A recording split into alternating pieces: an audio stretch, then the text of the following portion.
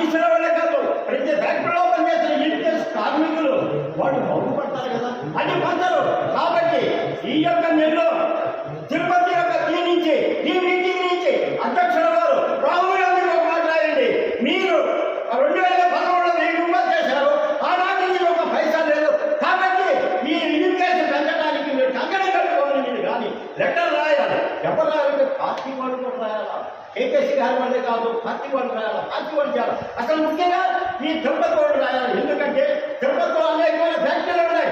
తిరుపతి జిల్లాలో, చిత్తూరులో, కథలో ప్రతి చోట ఫ్యాక్టరీలు ఉన్నాయి. నాయుడుపేట ఫ్యాక్టరీలు ఉన్నాయి. వాళ్ళందరూ కూడా బానిస బతుకుతున్నారు. కాబట్టి కాంగ్రెస్ పార్టీ వాళ్ళు అన్నుండి కాంగ్రెస్ వాళ్ళు వాళ్ళకు సహకరించి అన్నీ చేస్తే ఈ కార్మిక వర్గానికి విముక్తి వస్తుంది, బానిస బతుకు బయటపడతారు. కాబట్టి మీకందరికీ నేను కృష్ణారెడ్డి గారికి తర్వాత పార్టీ వాళ్ళకి నేను ఏం చెప్తున్నానంటే ఈపీఎస్ఎం గురించి మీరు కూడా రాహుల్ గాంధీ ఒక లెటర్ రాయండి, కృష్ణారెడ్డి గారు ఒక లెటర్ రాయండి.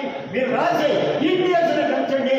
ఈ రోజు 1000 రూపాయలతో మధ్యలోకి అల్లాడుతున్నారు. కాబట్టి కనీసం 18,000 రూపాయలు ఈపీఎస్ పెంచండి, మేలవుతుంది.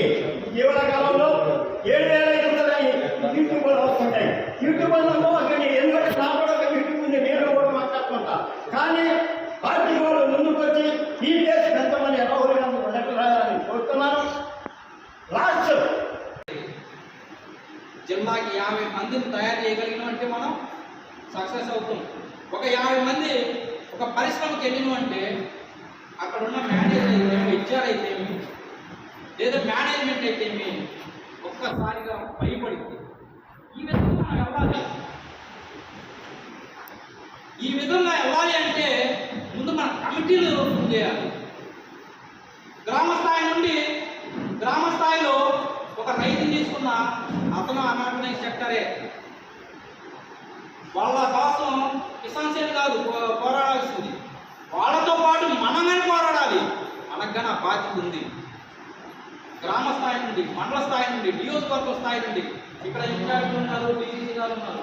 సార్ మీరు కానీ కమిటీస్ మనం త్వరగా ఇవ్వగలిగితే టీసీటీలో సమస్యలు కానీ, ఇక్కడ టీటీడీలో సమస్యలు కానీ డెఫినెట్గా మేము ఐడెంటిఫై చేసి మా వంతు మేము ఏ విధంగా చేయగలం అనేది మీ సహాయంతో డెఫినెట్గా ముందుకు వెళ్తామని చెప్పి తెలియజేస్తున్నాం.